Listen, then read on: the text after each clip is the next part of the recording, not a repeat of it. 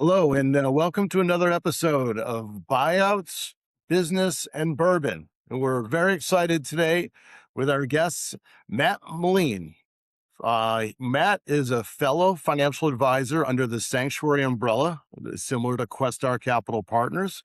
Um, Matt has a really interesting journey, uh, becoming a financial advisor and really getting into this space where he has his own kind of podcast and talk show on empty nest transition. So we're going to talk a little bit about what he's doing there, and as you know, we talk a lot about business owner transition and exits, and we're going to talk a little bit about the parallels between, the empty nest transition and the business owner transition to exiting and kind of the parallels there. So we're really going to get into a lot of good conversations, I think, Matt. So, hey, Matt, just to start off, why don't you tell us a little bit about your journey into becoming a financial advisor and kind of where you are today. So, and how you got there. So I think the audience would love to hear that. All right. Well, first, thanks for having me, Gerry. Appreciate it. It's always great to connect, and it's been great to get to know you through the Sanctuary Network the last few years. And the specialized work that you do is incredibly complicated, and you've got a gifted skill there. So, congrats on that. Started out of college as a banker, and the banking career brought me great fatigue over about a decade, where I was firing tellers for nose rings and just not feeling that my skill set was being utilized the way that I wanted it to. And so I became a bank financial advisor. I got licensed and did all that inside of a large bank, and did that for a number of years, kind of got my practice started and rolling, and became frustrated with the way that was going. There just wasn't a lot of resources dedicated to the advisors at the bank and those kind of things. So in October of 2008, when everything in the world was sunny, except for Lehman Brothers and every other crazy financial institution at the time, I went over to Smith Barney, which was part of Citi at the time. It was a crazy transition. It was very, very difficult, as you can imagine. The world was kind of on fire at the time financially. And so eventually got back on my feet, built a decent practice at Morgan Stanley over a 12-year stretch. And then as I became an empty nester, as my kids started to leave, it really did have an impact on me emotionally, and then just professionally, of asking the question of, is this the best that I can do? What does it all mean? Some of those kind of tougher life questions. And it was at that point I decided, along with my wife, that I would go independent and start my own firm.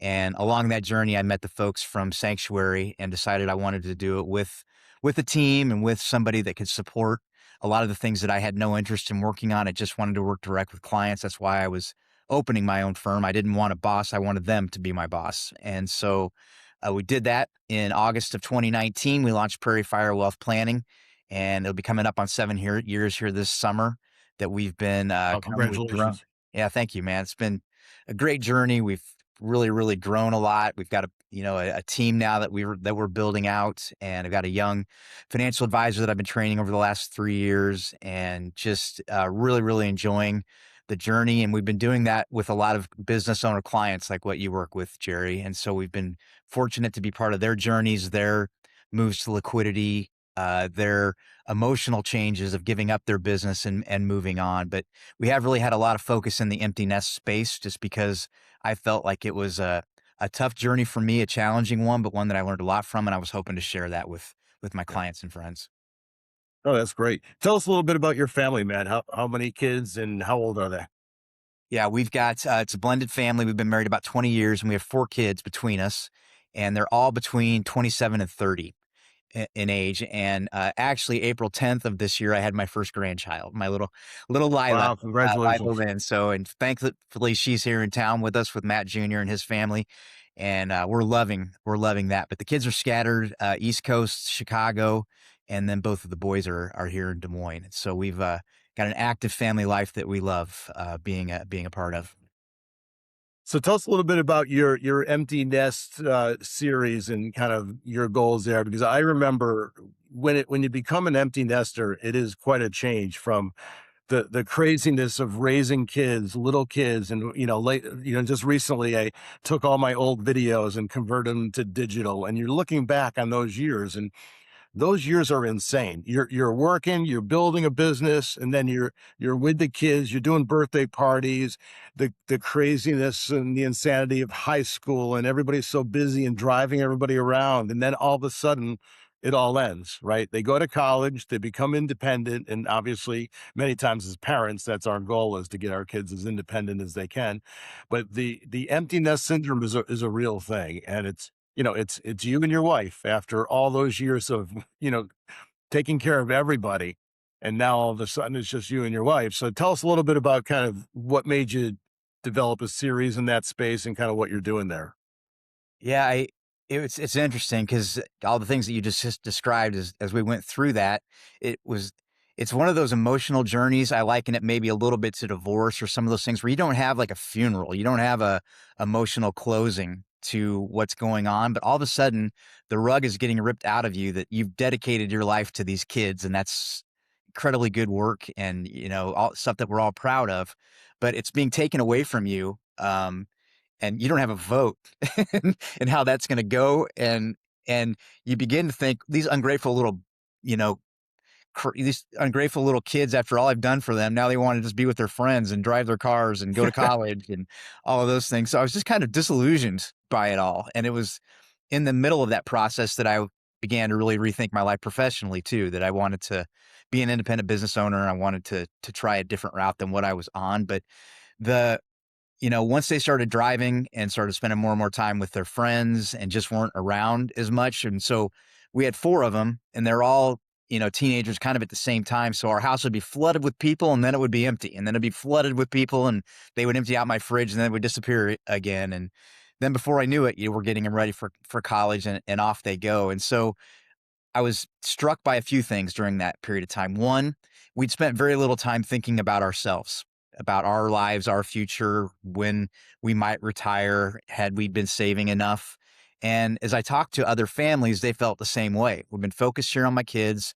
I don't really know if I'm ready for that. And then the second part of it is I could not believe how confusing it was paying for college and how the black box of financial aid is, as a financial advisor who should understand these things, I had to learn so much about how all that works and how so many kids pay different prices and scholarships are available, not available, merit-based aid, all of those different pieces to the college paying for and planning journey were, I frankly, it made me a little bit angry that it's just so difficult and confusing. And so I was hoping to help Well, parents. it's also hard it's also hard too if you want your kids to kind of learn, lessons, life lessons and financial lessons. Is you'd like them to have some skin in the game.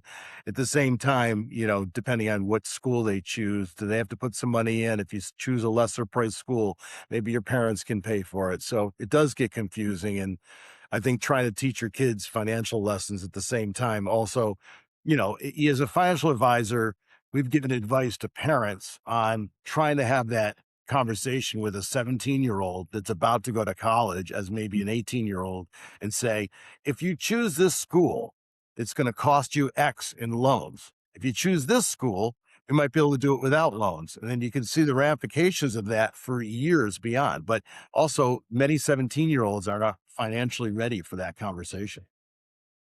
That's absolutely true. And getting the kids in the same space of, depending on what you want to study, what you want to do, putting limits on what, like you mentioned, Gerry, what we'll pay for. So our agreement with our kids was we'd pay for state school if they wanted to go, and if they wanted a private, anything, with a bogey above that, they'd be on the hook for that, including grad school, which two of them did pursue. And so I think having those boundaries set was a good way that worked for our family.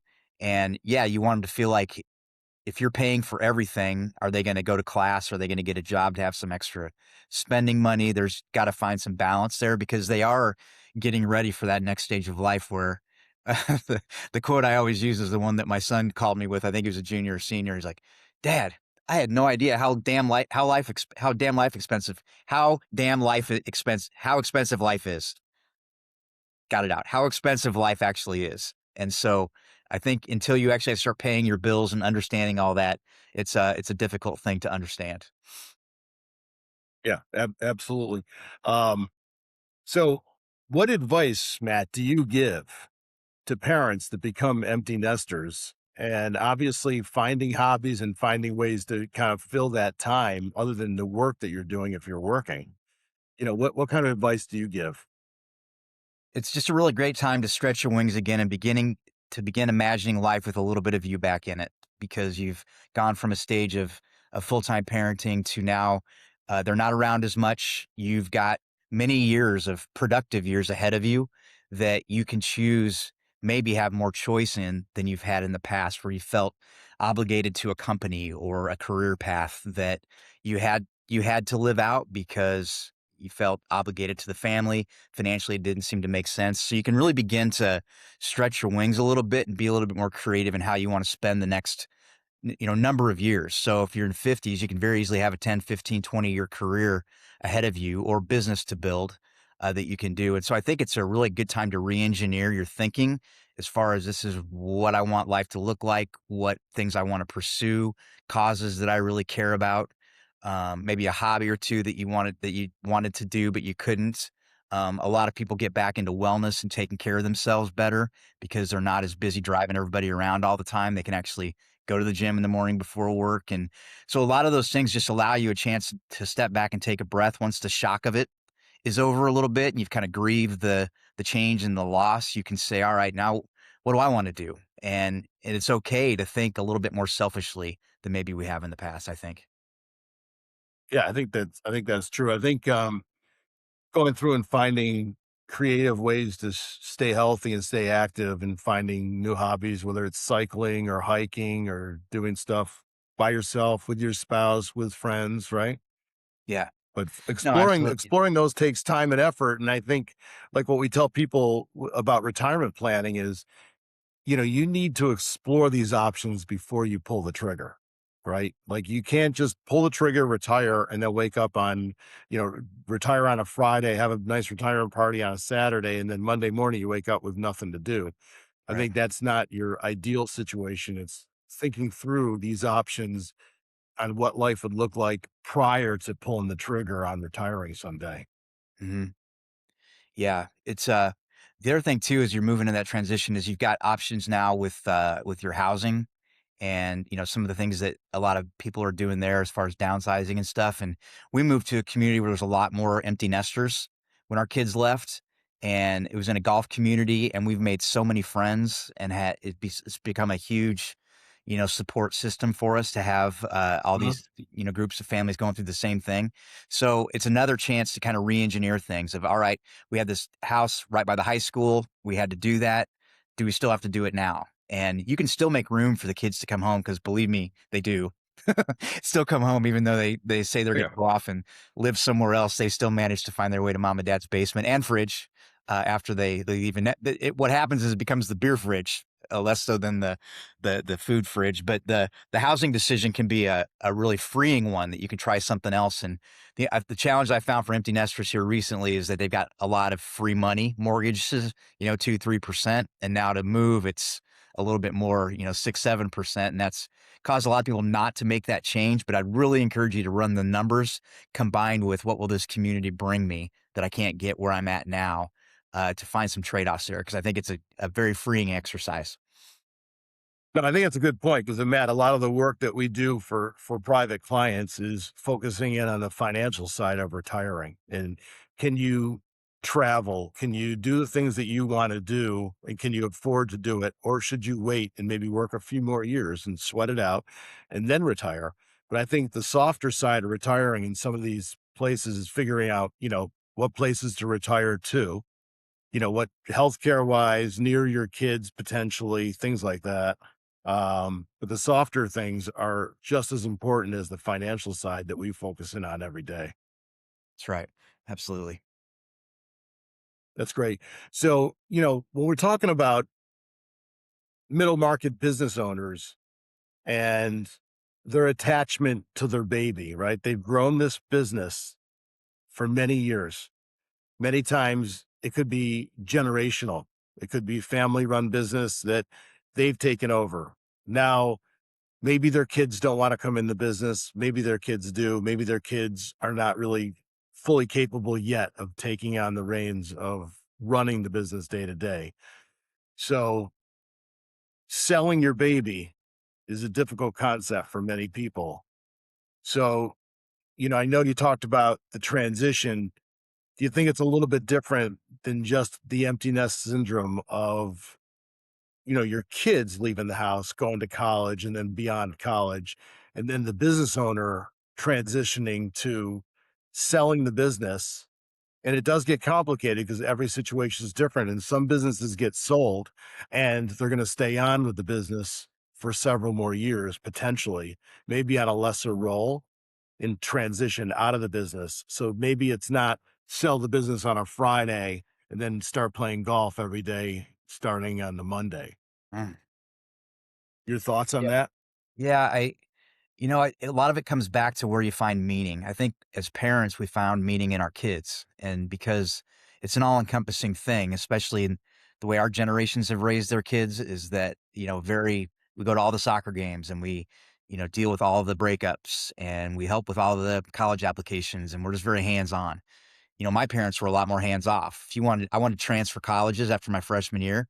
My dad's like, have at it, but you're going to take care of it. Whereas now I feel like a lot of we find meaning in doing that for our kids in a lot of ways. And so the other piece of that then is when we have a business, and if we really find a lot of our meaning from that business, that I'm the man, I've the woman. I've built this. I've created an ecosystem. I've hired people. I've created a lot of commerce and tax for my community. I've given back. All these things that we find satisfaction from in owning a business.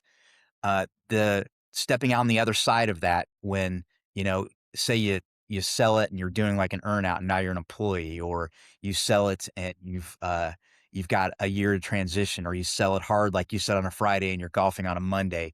You've got to get ready for how that's going to feel. You've got to get ready for, all right, when this part of where I'm finding a lot of my meaning in life goes away, I've got to find something to fill that or change that. Or can I, like you said, maybe still be involved so I could still get the value, the growth, the interaction, the communal side of being part of this business still a part of my life, but maybe not the stress.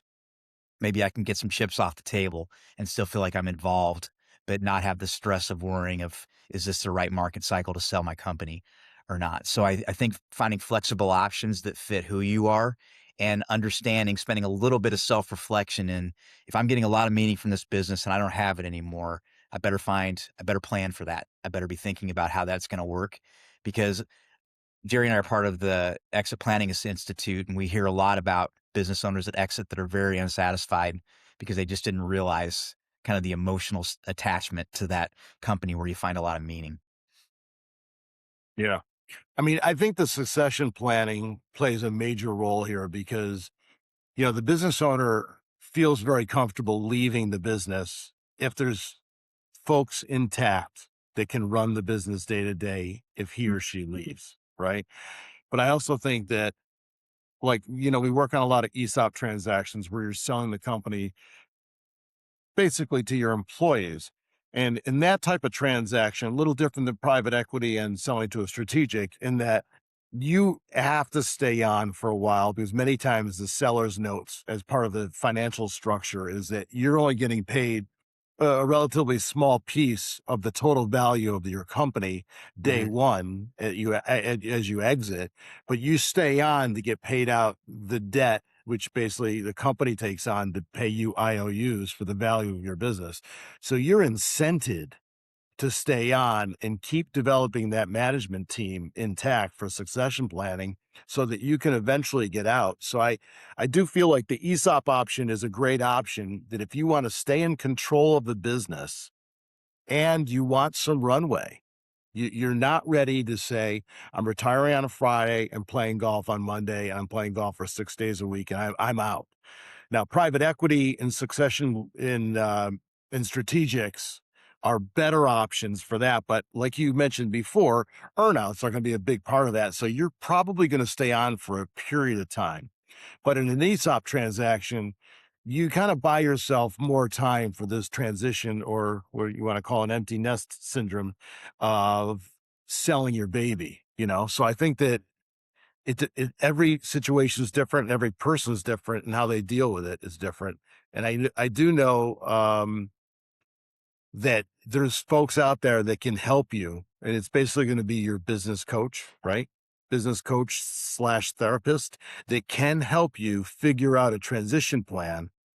I know the therapist is kind of a negative tone, but it's really not. You just need to explore yourself and either figure it out on your own, or you figure out with help of a coach on what you're going to do next to stay productive, and whether that's Mhm. staying involved with the business part time, or selling it and staying involved full time, which we wouldn't recommend because that's not really a great solution. But part time or nothing, I think you have to figure it out.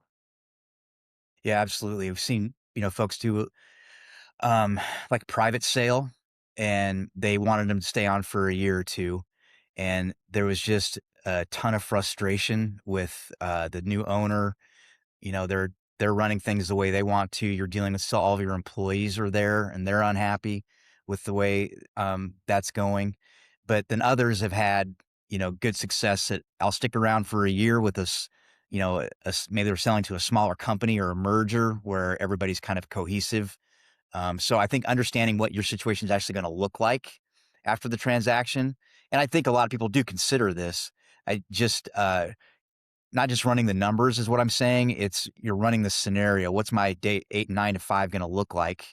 And is every Monday gonna want me to drink on a Sunday? Because I don't it's gonna be miserable when I go in there. And so, speaking of bourbon, it's, those kind of things. And I do think the companies that I've worked with, or even private clients that I've worked with that are part of an ESOP have had, strong transitions that they feel very engaged. And then I've even worked with the employees after the original owner left as part of ESOPs. And, you can just, there's just it's a different mentality, and the employees being involved, it really does, bring their top skills to the game. I feel like they're engaged in a way that a lot of employees don't get the chance to be, and, or even consider. If you're an employee at Wells Fargo, you don't have they're the enemy versus the partner. It's a way different mentality. Yep. Yeah, I agree. Matt, what's your feeling on having conversations with people on, kind of giving back to society or giving back to your community? It's like if you're looking for hobbies and you only have limited hobbies right now, or you're exploring some new hobbies, what are ways that we could, as advisors, kind of convince people that if you're interested in giving back, what are ways you could do that? You have any thoughts?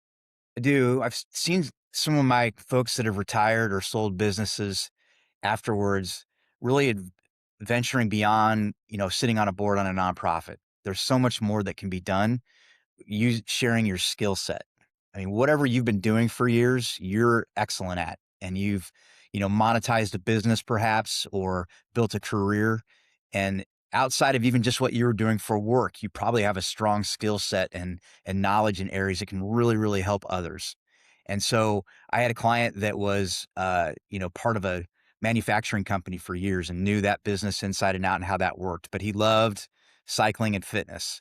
And so he retired, he got an early buyout, and he became a personal trainer, mostly for elderly folks. And that to him was a way that he could give back. That was a way that he felt like I'm exercising something that I'm exercising, no pun intended, that I'm good at. And so, it didn't make him any money. He made a little bit, but you know what I mean? It was Yeah. more the satisfaction that it brought him, kept him active and engaged. And so, the opportunities now to consult and to be part of other organizations, or maybe it is a nonprofit that you sit in and help. A bank that I worked for, the bank president, sold his shares when he was relatively young. And then he went and he did run a nonprofit as a CEO, after he got done. And so I've seen a lot of people, versus just writing a check and attending the gala every year, actually get involved in ways that can utilize their skill set. And Gerry, you and I talked about, folks that help, through, I think it was called SCORE, small businesses get, started, and, offer skills to how you can do that, and dealing with bank financing and SBA loans and all the things that business owners uniquely understand. Yeah, I'm not even sure that group is still around, but as we talked about, I did that in college as an internship, where basically a bunch of older retired executives giving free advice to people starting businesses. And it's really a great it's a great organization. Not even 100% sure it's still around, federally funded. But, I think we've talked about this. And I think, my dream is I don't have many skills, and my home improvement skills are a zero on a 1 to 10. So I'm not going to be improving my house. But I will say that, I kind of have this dream of putting together financial advisors that are a little older and maybe have some time on their hands, and kind of putting together a group to meet with people that either can't afford a financial advisor or don't have enough assets for a financial advisor, but they also have financial concerns and financial needs. And it's like meeting with people like that for an hour at a time and giving them free financial advice, I think would be, awfully positive for them, because there's really a lot of times they have nowhere to turn. Maybe they don't have parents that Yeah. are financially astute, or, it's like you can't ask your friends, and you can't be too open with your friends about your financial situation. So it's a Yeah. very private, personal topic. One of the things that I did, and I hope to do it again someday, they cut the program, but I volunteered at the Polk County Jail, and we did personal finance classes. So you have to be a certain status as an inmate, and the jail is transitional. It's not prisonal. It's why they're here locally before they either go to prison or get released.